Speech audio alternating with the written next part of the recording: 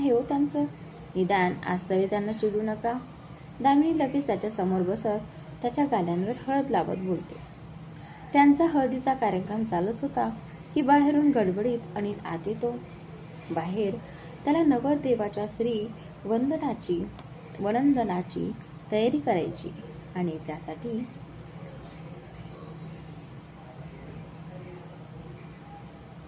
लागणारं सामान तो आतमध्ये घ्यायला आला होता. तो समोर दामिनीला बघून स्तब्धच होता. त्यानेच तर तिला आग्रह करून त्याच्या लग्नादिवशीची घातलेली साडी घालायला लावली होती. त्या साडीत आजही त्याला त्याची नवी नवरीच भासत होती. पण त्यावेळी घाबरलेली, लाजरी बुजरी असलेली दामिनी आज मात्र एक प्रकारचा आत्मविश्वास झळकत होता व्यक्तिमत्वात, जो की अनिलची देणं होती तिला दिलेली. ही त्याने घडवलेली दामिनी होती, जिला कधी काळी लोक तिला पांढऱ्या पायाची कुलक्षणी म्हणून हिणवत होते. पण आज तीच लोक तिच्याकडे एक आदर्श म्हणून बघत होते. हेच तर यश होतं अनिल आणि दामिनीच्या नात्याचं. अनिल त्याच्या पाखराकडे बघण्यात गुंग झाला होता. तेच दामिनीचं पण लक्ष त्याच्याकडे जातं. त्याच्याकडे बघतच ती त्याला जागेवरून डोळ्यांनी काय झालं म्हणून खुणावते.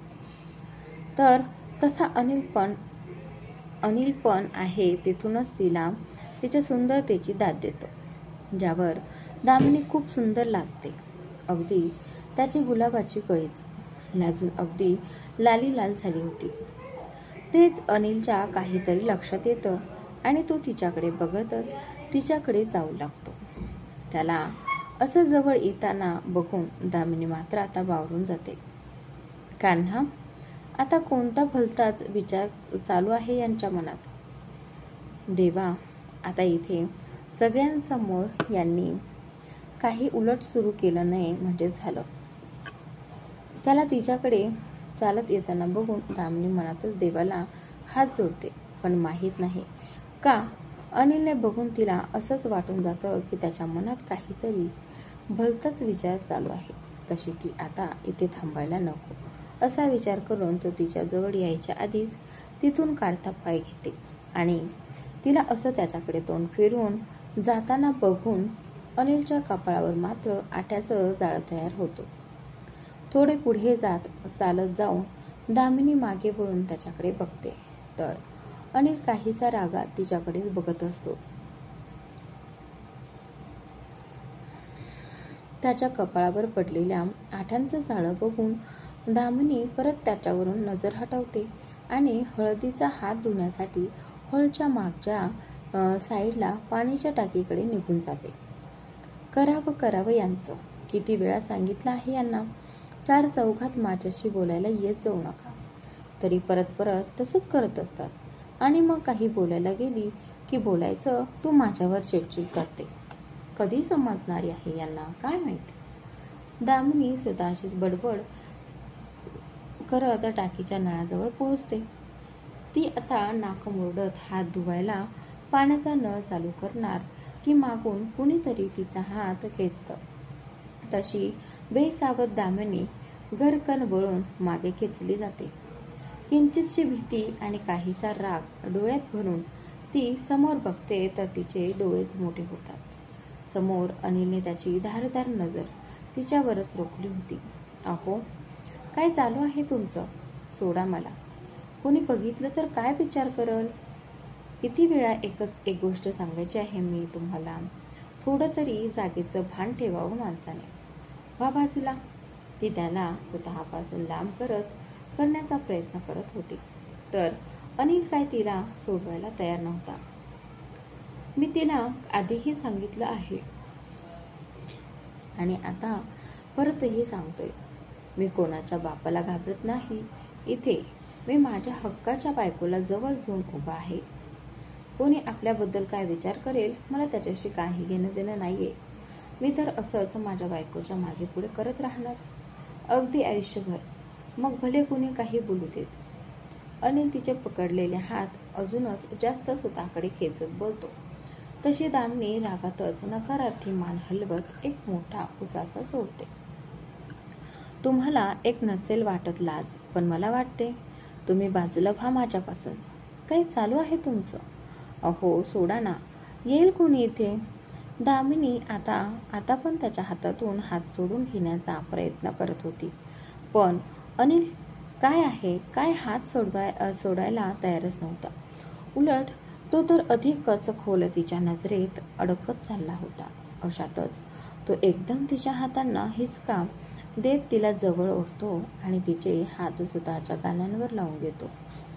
त्याच्या या कृतीने दामिनी तर त्याच्याकडेच बघत राहते. अहो काय करताय तुम्ही? तिचा हात पटकन मागे घेत दामिनी त्याला बोलतच असते की तिच्या ओठांवर त्याचा हात ठेवत तिचं तोंड बंद करून टाकतो आणि तिला काही समजायच्या आत तिच्या चेहऱ्याकडे झुकत त्याच्या गालाची उष्टी हळद तिच्या गालांवर लावतो. दामिनी तर गोठूनच जाते जागेवर त्याच्या हालचालीमुळे. शत्रू, मला फक्त माझ्या अंगाची उष्टी हळद तुझ्या गालांवर लावायची होती. बघ, तुझ्या गुलाबी गालांवर माझ्या नावाची हळद किती खुलून दिसत आहे.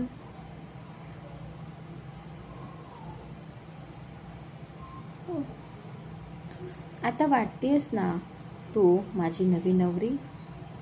तर येते. अनिल तिच्या चेहऱ्यावर नजर फिरवत बोलतो आणि अलगद तिच्या कपाळावर ओठ टेकून तिथून क्षणात निघून पण जातो. दामिनी मात्र भरल्या डोळ्यांनी त्याच्याकडे बघतच राहते. मनात नुसतं विचारांचं काहूर माजलं होतं तिच्या. अनिलच्या या सध्या हालचाली पण तिला किती आनंद देत जात होत्या, पण हे फक्त तिलाच माहिती. मन आणि डोळे दोन्ही भरून आले होते तिचे आणि आता अनिलचं एवढं प्रेम बघून तसंच भरल्या डोळ्यांनी ती स्वतःच्या गालावरून हात फिरवून घेते आणि त्यानंतर लगेच लाजून स्वतःचा चेहरा हातांच्या ओंजळीत झाकून घेते. बघता बघता वेळ निघून गेला होता. नवरा नवरीची हळद लागून नवरा श्रीवंदना करून आला होता. लग्न मंडपात सगळे हातात अक्षता घेऊन उभे होते. नवरा नवरी अंतरपाठावर एकमेकांच्या समोर उभे राहताच ब्राह्मण काका दोघांच्या मध्ये उपरणं धरतात. त्यानंतर चला, मिळाल्या का सगळ्यांना अक्षता? करायची का लग्नाला सुरुवात?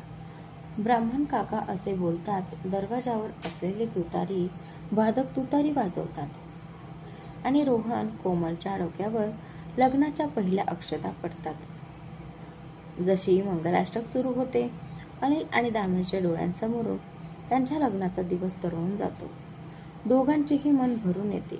क्षणासाठी त्यांचे ते क्षण आठवून. दोघांवरही त्यावेळी जबरदस्ती त्यांचं नातं लादलं गेलं होतं. एकमेकांसाठी पूर्णपणे अनोळखी असून सुद्धा एकमेकांच्या कुटुंबासाठी त्यांनी एकमेकांना त्यांच्या आयुष्यात स्थान दिलं होतं. त्यावेळी दोघांची सुद्धा मनं एकमेकांच्या साथीसाठी तयार नव्हतीच. तो त्याच्या कुटुंबाप्रती स्वतःचं कर्तव्य पार पाडत होता, तर ती तिच्याच जन्मदात्या माणसांच्या तिरस्काराने पूर्णपणे तुटून गेली होती. आईबापाला नकोशी झालेली त्यांची पोर शेवटचे आनंदाचे क्षण आईबापाच्या पदरात टाकण्यासाठी स्वतःला त्या तडजोडीच्या नात्यात अडकवून घ्यायला तयार झाली होती. किती वाईट मनस्थिती होती ती दोघांचीही. आजही आठवून डोळ्यात पाणी जमा झालं होतं दोघांच्या पण त्यांना तरी कुठे माहीत होतं की त्यांचं हे बळजबरीचं नातं त्या दोघांसाठीही त्यांचं आयुष्य बनून जाईल. एकमेकांसाठी अनोळखी न राहता एकमेकांचा जीव होऊन जातील दोघे.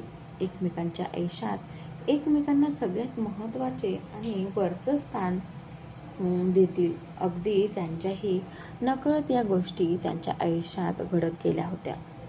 त्यांच्या लग्नानंतरचा प्रवास, काही सुखद क्षण तर काही दुःखद क्षण, जे आठवून आता हलकसं दोघांच्याही ओठांवर हसू पसरतं. तर शेवटची मंगलाष्टका होताच पूर्ण हॉलमध्ये टाळ्यांचा गडगडाट झाला होता आणि त्या टाळ्यांच्या आवाजाने एवढा वेळ स्वतःच्याच विचारात हरलेले अनिल आणि दामिनी भानावर येतात. डोळ्यांची उघडझाप करत इकडे तिकडे एकमेकांचे पाणावलेले डोळे बघून दोघांनाही समजून जातं की दोघेही एकच विचार करत होते. दोघेही एकमेकांकडे भरल्या डोळ्यांनी बघतच राहतात. आजचा भाग इथे संपतो. पुढील भाग पाहण्यासाठी चॅनलला सबस्क्राईब मात्र नक्की करा.